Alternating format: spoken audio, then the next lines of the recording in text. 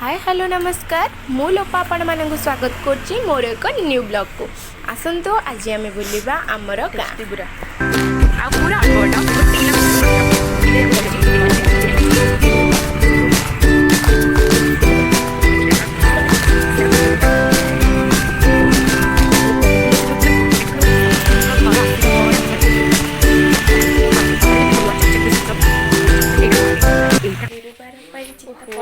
Finally आम घर भितर पशि गलु जा हो चलो चलो चलो कुआडे जिबा हाँ यहाँ हूँ आम फर्स्ट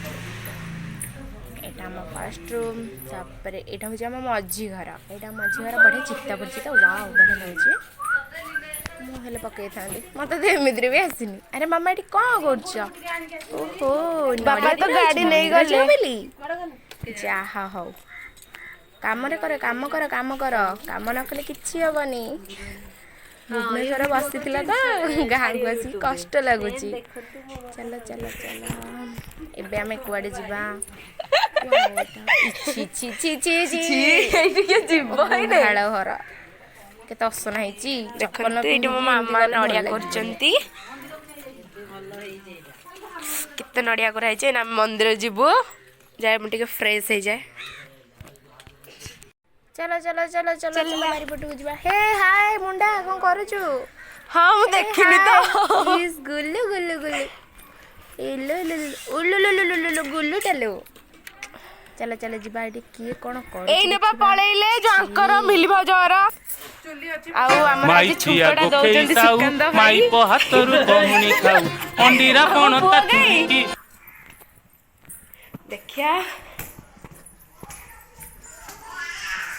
एटी तो मो दाना एटी तो दाना कई तो आपण मैंने देखीदे मुझे गाँव को अलरेडी पलि आसी गाँव में पूरा नुआ नुआ अनुभूति लगुच बढ़िया लगुच चलतु आम मंदिर जा मंदिर पर घरे देखिए कौन किए सब अच्छा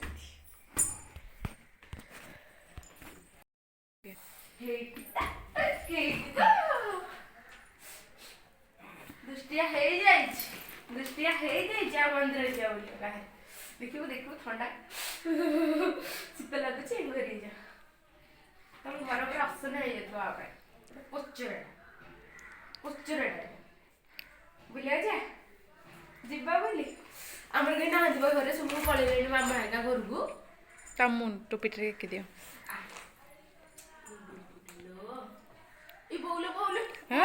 हाँ धर धरे धरे भल कि धरे नाना चुटी नाना चंडी बेस कौन पे धरी तो दुष्टटा चोटी धरुची पूरा धरुची छाड़ुनी हसुचु तो मन को पाई हसुचु कहीं ना हम जाऊँ बाय बाय था हम जाऊँ बाय बाय तुम तुम यही गोटा को लेकिन जाऊन भुवनेश्वर को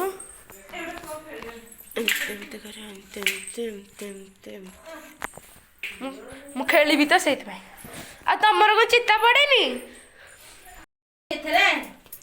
मत 10 टका दे मो काय फरे जगत ज्ञानी ओ गरीब रे देना सिखाई नहीं जो सूर्य ठीक ना पड़ियो पादन ना ठीक सस्त मन करे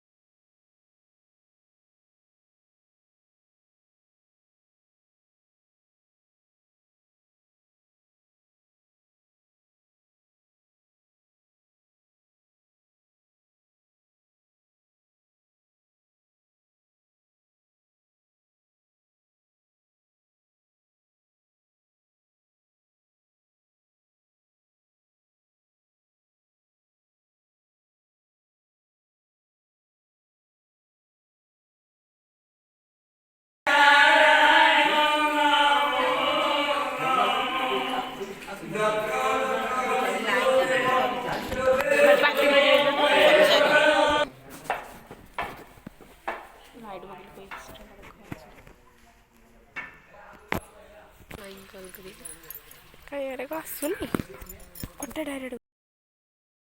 ଏଠି ମୋର ପୁରା ହୋଲ୍ ଫ୍ୟାମିଲି ପୂଜାପୂଜିରେ ବ୍ୟସ୍ତ ଅଛନ୍ତି। ମୋ ମାମା ଇଏ ମୋ ସାନ ମାମା ମୋ ବଡ଼ ମାମା ମୋ ନାନା ଜୋରେ କହୁନି ଆରେ ଜୋରେ କ'ଣ ଶୁଭା ଯିବ।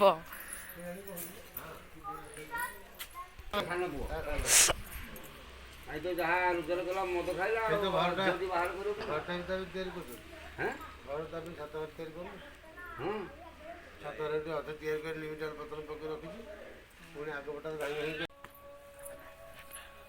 ହାଏ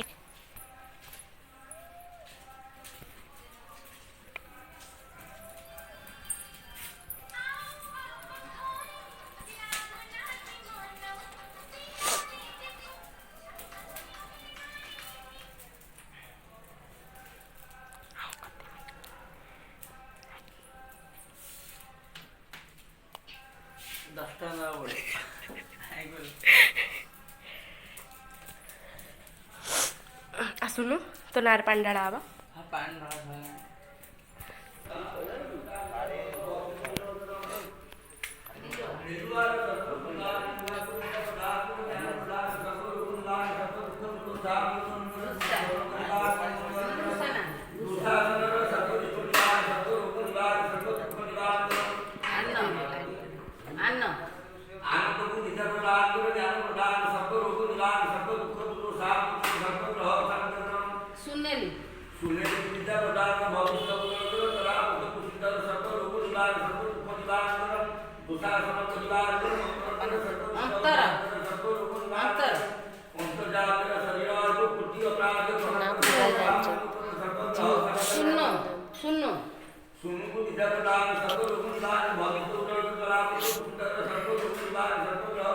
ଗଣେଶ ଗଣେଶ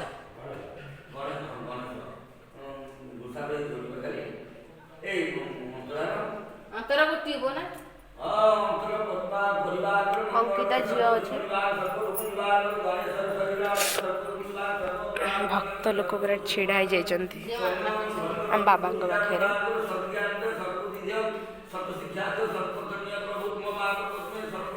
ଗଣେଶ ଗଣେଶ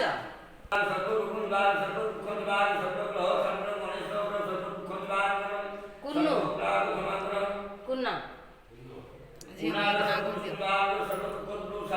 ସର୍ଭି ତାକୁ ନା ସର୍ଭି ମହିଷାସୁରମ୍ ଓಂ ମା ଦୁର୍ગે ଦୁର୍ଗାସିନୀ ଦୁର୍ଯୋଧନ ପରିବାରଂ ଦୁଶାସନ ପରିବାରଂ ଅନ୍ତର୍ଯାମୀ ପରିବାରଂ ଗଣେଶ ପରିବାରଂ ଗୁଣା ପରିବାରଙ୍କର ମଙ୍ଗଳକର ସର୍ବ ରୋଗ ନିବାରଣ ସର୍ବ ଦୁଃଖ ଦୁଃସାମୋଚନକର ବବୁଲୁ ନିର୍ବା ଧୁନିଆର ସର୍ବରିଷ୍ଠ ନିବାରଣର ଆନନ୍ଦର ସର୍ବରିଷ୍ଠ ନିବାରଣ ସର୍ବ ରୋଗ ନିବାରଣର ବିଦ୍ୟା ପ୍ରଦାନକର ଜ୍ଞାନ ପ୍ରଦାନକର ସୌମ୍ୟରଞ୍ଜନର ସର୍ବରିଷ୍ଠ ସୌନ୍ଦର୍ଯ୍ୟ ସର୍ବଗ୍ରହ ସଂଗ୍ରହ ସତ୍ୟାନନ୍ଦ ସର୍ବଦିଅ ସର୍ବଶିକ୍ଷା ଦିଅ ସର୍ବଧନ୍ୟ ସାଧୁମାନଙ୍କର ବାଳକ ବାଳିକା ମାନଙ୍କର ବିଦ୍ୟା ପ୍ରଦାନକର ଭବିଷ୍ୟ ଉଦଳକର ତଳାପଦ ବିସ୍ମିତ କରିବା ଓମ୍ କଙ୍କ ଆମ ଗାଁ ପୋଖରୀ ପୁରା ଦଳ ଅଧିକ ହେଇଯାଇଛି। ମାନେ ଏଠି ଗାଧଉଛନ୍ତି ସମସ୍ତେ କିନ୍ତୁ ଏଠି ଦଳ ଅଧିକ ହେଇଯାଇଛି ତ ଏଇଟା ଟିକେ ସଫା ହବ ଆଉ। ଏବେ ସଫା ହେଇନି ଦେଖ ସେପଟରେ ଆମର ପାହାଡ଼ ଅଛି, ପାହାଡ଼ ପଛପଟେ ମୋ ମାଉସୀ ଘର।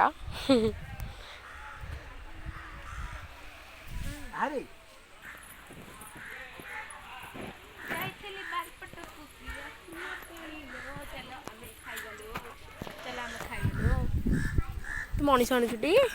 ଏଇଠି ମୋର ପୁରା ହୋଲ୍ ଫ୍ୟାମିଲି ଏବେ ପଳେଇ ଆସିଲେଣି, ସମସ୍ତେ ଅଛନ୍ତି ଏନେ ଯିବେ ଖାଇବା ପାଇଁ ପ୍ରସାଦ। ପ୍ଲେଟ୍ ବଢ଼ା ହେଲାଣି, ଖାଇବା ଆସ ଖାଇବ ଯିଏ। କୁହ କୁହ ତମେ ଅରୁଆକୁ ଗୁଆ ଘିଅ।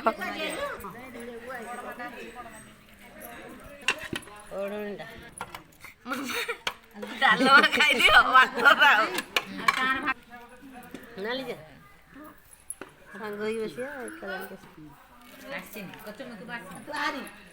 ତାଙ୍କୁ ତ ଡାକିନ ସେ ଆସିନାହାନ୍ତି। କେତେ ଗଲା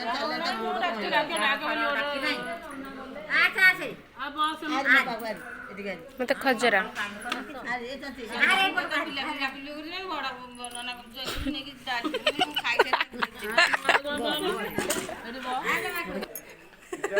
ହଁ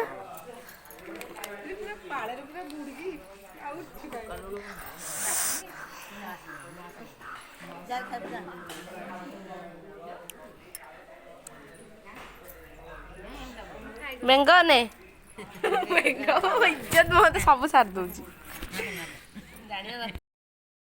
ବାର ବୁଲା ଅନ୍ଧ ମୁହିଁ ଦିଅ ଗୋଟେ ପଇସା ପଡ଼ତେ ହେବ ମଉସା ନୂଆ ଝିଅ ଖେଳିବ ଚଣ୍ଡୀ ହେବ ଭରସା।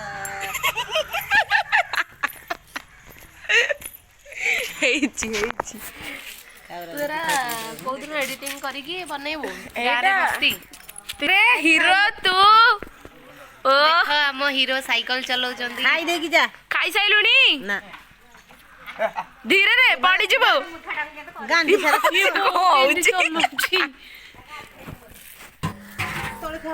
ବର୍ତ୍ତମାନ ବାସନ ମଜାର ପ୍ରତିଯୋଗିତା ଲାଗିଛି। ପ୍ରତିଯୋଗିତାରେ ଯିଏ ଜିତିବ ତାକୁ ଗୋଟେ ଷ୍ଟାଣ୍ଡିଂ ଓଭେସନ୍ ପୁରସ୍କାର ଦିଆଯିବ।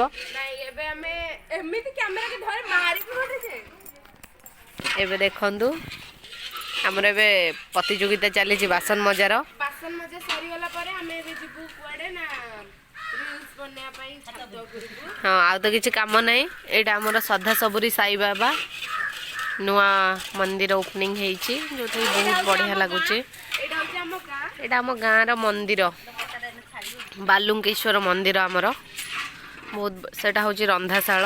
ଯଦି ଯୋଉମାନେ ବି ଆସୁଛନ୍ତି ଏଠି କିଛି ଜଳସାଇ ହିକା କରିବା ପାଇଁ ତ ସେଠି ରୋଷେଇ ହେଉଛି। ସେଇଟା ଆମର ହେଉଛି ହନୁମାନ ମନ୍ଦିର। ଏଇଟା ଆମର ଶିବଙ୍କ ମନ୍ଦିର। ତା ଚାରିପଟେ ବହୁତ ସାରା ମନ୍ଦିର ବି ଅଛି। ସେପଟେ ଆମ ଗାଁରେ ଆମର ଝାମୁ ଯାତ୍ରା ଯେତେବେଳେ ହୁଏ ମାଙ୍କଡ଼ ମାନେ ବସିକି ଦେଖନ୍ତୁ କୋଉ ଭଳିଆ ଖାଉଛନ୍ତି ମଜା ଲାଗୁଛି ତାଙ୍କୁ।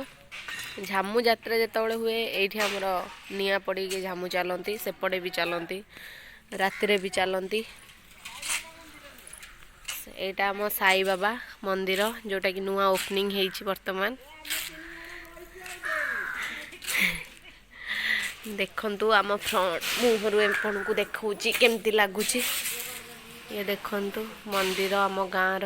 ଇଏ ମୋ ବାପା ମନ୍ଦିର କ୍ଲୋଜ୍ କରୁଛନ୍ତି ଯେହେତୁ ମାଳିଘର ଆମର ଗମରା ଭିତରକୁ ଯାଆନ୍ତି। ମୋର 5 ଦାଦା ବାବା ସମସ୍ତେ ଯାଆନ୍ତି।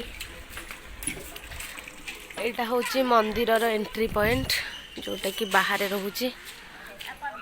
ଦେଖନ୍ତୁ ବହୁତ ଭଲ ଲାଗୁଛି। ଦି ମୂର୍ତ୍ତି ସିଂହ ବସିଛନ୍ତି। ତାପରେ ଭିତରକୁ ଯିବା ଫାଷ୍ଟ ଏଣ୍ଟ୍ରି। ଏପଟେ ଆମର ମାମା ମାନେ ବାସନ ମଜା ପ୍ରତିଯୋଗିତାରେ ଭାଗ ନେଇଛନ୍ତି। ଏପଟେ ମୋ ମାମା ଖନ୍ଦାଶାଳରୁ ଆସୁଛନ୍ତି। ଏଠି ଗୋଟେ ଛୋଟ ନଳକୂଅ ଅଛି। ଆମର କୂଅ ଅଛି ଯୋଉଥିରେ କି ଯଦି ପାଣି ଆମର ହଉଛି ଏଟା ଆମର ଅଛି ଗୋଟେ କୂଅ। ଏଇଟା ଆମ ବେଲ ଗଛ ଦେଖନ୍ତୁ କୋଉ ଟାଇପର ବେଲ ଗଛ ମାନେ ତଳୁ ଯାଇଛି ଯେ ଉପରକୁ ପୁରା। ଏଇଟା ୟୁନିକ୍ ବେଲ ଗଛ ଆମର ଗୋଟେ ଆଉ। ଏଇଟା ଆମ ମନ୍ଦିର। ଏଇଟା ଆମ କୂଅ। ଦେଖନ୍ତୁ ଆମେ ଗୋଟେ ସଫେଇ ଆଣିଛୁ ବି ସଫେଇ ପାଇଁ ଲୋକ ସଫା କରୁଛନ୍ତି। ଖାଇ ପିଇକି ଦରମା କିନ୍ତୁ ନାହିଁ। ମୁଁ ସଫେଇ ବାଲା ସାରା ସହରେ ଆଜି ମୋ ନାଁ ହେଲା। ଇଏ ହେଉଛି ଗୋଟେ ମାଙ୍କେଡ଼ି ତା ସହିତ ସାଥ ଦେଉଛନ୍ତି ଜଣେ ମାଙ୍କଡ଼। ଦେଖନ୍ତୁ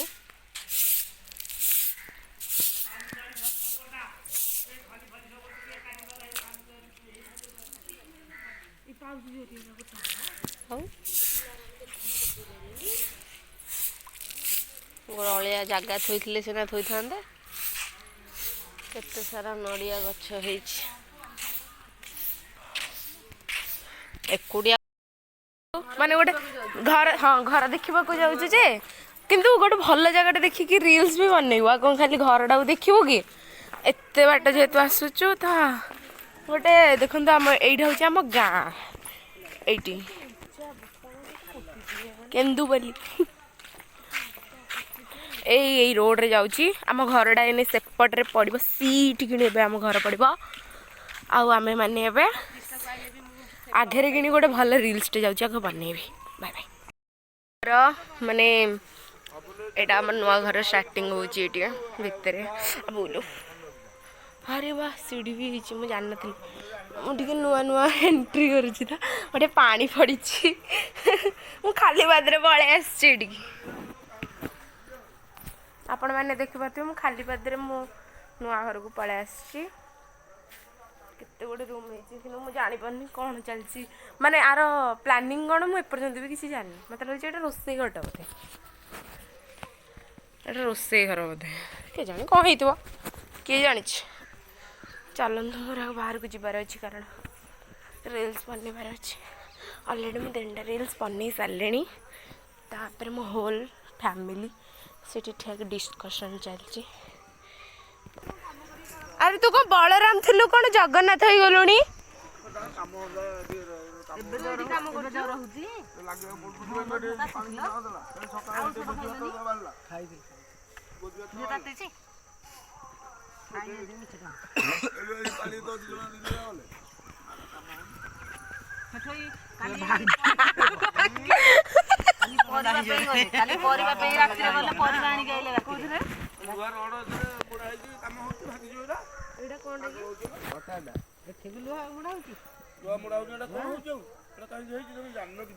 ଏଇଠି ମୁଁ ରିଲ୍ସ ବନେଇବାକୁ ଯାଉଛି ହାଏ ମୁଁ ଏବେ ଏଇ ଜାଗାରେ ହିଁ ଅଛି ଆଉ କୁଆ ଯାଇନି ପାତି ମାଙ୍କଡ଼ ଏଇଠି ଅଛି ଚିକୁନୁ ଗୋଟେ ଭଲ ସବସ୍କ୍ରାଇବର ସେଇଥିପାଇଁ ତା ସହିତ ମୁଁ ଲାଇଭରେ ଥରେ ନା 2 ଥର ଖଣ୍ଡେ ଆଇଥିଲି ଚିକୁନା ଏନେ ଭିଡ଼ିଓ ଦେଖୁଥିଲେ କହିବେ ମୋତେ କେତେ ଯାତ୍ରା ମୋ ନାଁରେ କରୁଛ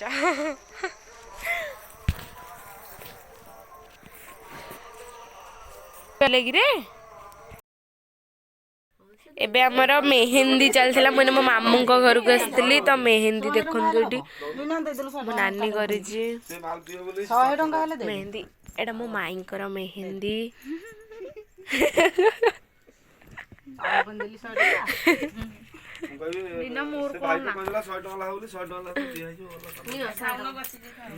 ପୁରା ମେହେନ୍ଦି କରାହଉଛି ମୋ ହାତଟା ବଢ଼ିଆ ଲାଗୁଛି ଖାଉନ କହିଥିଲେ ଆଣିକି ଆସିବୁ ବୋଲି କ'ଣ ଅକେଜନ ଅଛି କି ଗୁଡୁ ବାହାହେଲେ ଆସିବେ ଆଉ ଗୁଡନାନୀ ତ ମୂଳରୁ ବାହା ହବାର ନାହିଁ ଗୁଡୁ ତୁ ବାହା ହବାର 4 ମାସ ଆଗରୁ କହିବୁ ଟ୍ରେନ୍ ଟିକେଟ ଆମେ 3 ମାସ ଆଗରୁ କରିବୁ ହେଲା ତୁ କୋଉଦିନ ବାହା ହବୁ ମତେ ଏଟା 22 ହେଲା ଲୋ ହବ ଡିସେମ୍ବର 21 କି 22 ହବ 22 କେମିତି ଆଉ କଣ ତୁ 24 ହବ ମତେ ତାକୁ 23 ମତେ 23 ଚାଲିଛି 24 ମତେ 22 ହବ 5 ରେ ହବ ତୁ କେତେରେ ବାହା ହେଇଥିଲୁ 22 ରେ 22 ବର୍ଷ ହେଇନଥିଲା ମୋର ମୁଁ 21 ଲାଷ୍ଟରେ ବାହା ହେଇଥିଲି 22 ବର୍ଷ ହେଇଯିବ 22 ରେ ବାହାଘର ହୁଏନି ନା ସେଥିପାଇଁ